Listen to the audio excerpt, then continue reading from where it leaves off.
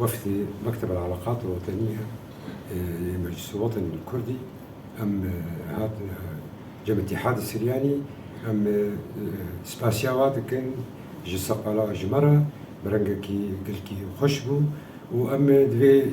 جواتا بوارا أم سرقلك بجارة أم آخفين وأم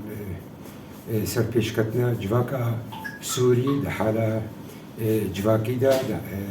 حتى بقي حالة سياسي وأم سرقلك تشتا أم تفقين وأم دروجي بيش دا أم كاركي بهبرة بكن أو بن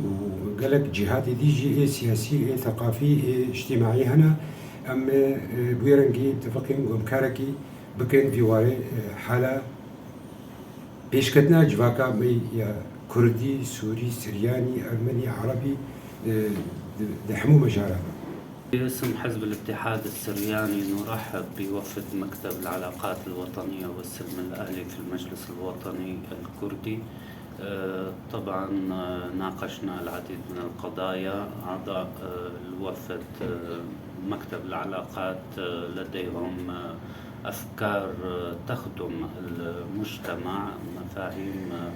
الاجتماعية، مفاهيم السلم الأهلي بين المكونات،